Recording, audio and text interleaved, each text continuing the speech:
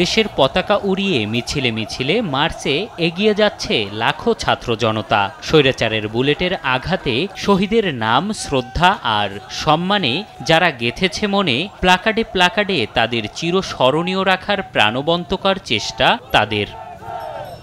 শরীরে এখনো ক্ষতচিহ্ন, তবে তারা থেমে যাওয়ার নয়। বুলেটের সামনে বুক পেতে যে অর্জন তা ধরে রাখার প্রত্যয় সবার। আমার এই মুখে গুলিটা লাগে হচ্ছে গিয়ে 20 তারিখে, আর আমি হচ্ছে গিয়ে বনশ্রীর বাসিন্দা, রামপুরা বনশ্রী। হ্যাঁ, আমার অপরাধ ছিল কি, আমি ছাত্রদেরকে সহযোগিতা করেছিলাম, কোমল পানি খাওয়িয়েছিলাম, সেটা শুক্রবারে। এরপরে শনিবারে প্রথম কারফিউ জারি ছিল, তখন আমি নামাজ পড়ার জন্য মসজিদে যাই। নামাজে তো আর কোনো কারফিউ জারি নাই, তাই না? আমি একজন মুসলমান, আমার তো নামাজ পড়তেই হবে।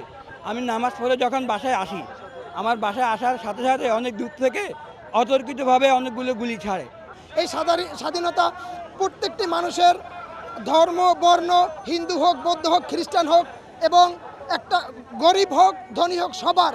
তো আজকে আমরা ফ্রিভাবে কথা বলতে পারতেছি, কাউকে ভয় করতে হচ্ছে না।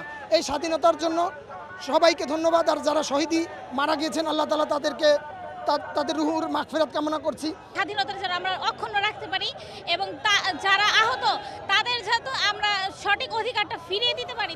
অংশগ্রহণ ছিল শহীদ পরিবারেরও। সন্তান, ভাই বা স্বজনহারাদের শোক যেন দেশ গঠনের শক্তি।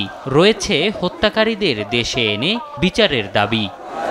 স্বৈরাচারী সরকার তার থেকে মুক্তি পাইছে, আর এর থেকে বড় পাওয়া হবে যখন শেখ হাসিনার শাস্তি হবে, যখন আসাদুজ্জামান কামালের শাস্তি হবে, যখন ওবায়দুল কাদেরের শাস্তি হবে, যখন যেই পুলিশ কর্মচারীরা আমাদেরকে জিম্মি করে রাখছে, আমরা কিছু বলতে পারি না। আপনাদের জার্নালিস্টরা যারা আপনারা অরিজিনাল নিউজগুলো আমাদেরকে দিতে পারেন নাই, প্রচার করতে পারেন নাই, এই স্বাধীনতাটার জন্য আমরা এখানে আসছি বিচার চাওয়ার জন্য। আমার ছেলে শহীদ হয়েছে, অথচ এখনো খুনিরা দেশের বিভিন্ন প্রান্তে ঘুরে বেড়াচ্ছে।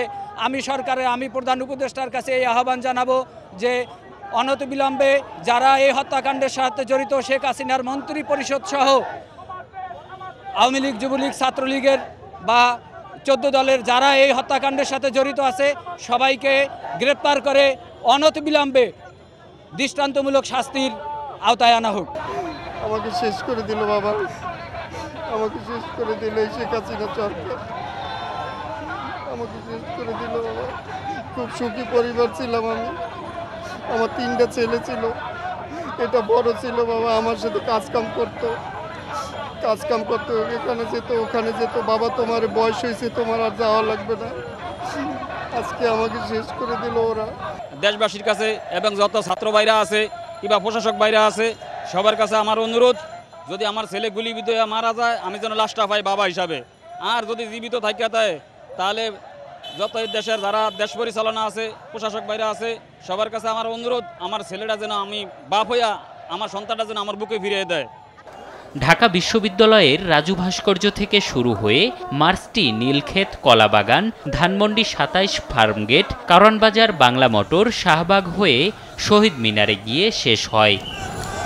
এম এ আজিম, দেশ টিভি, ঢাকা।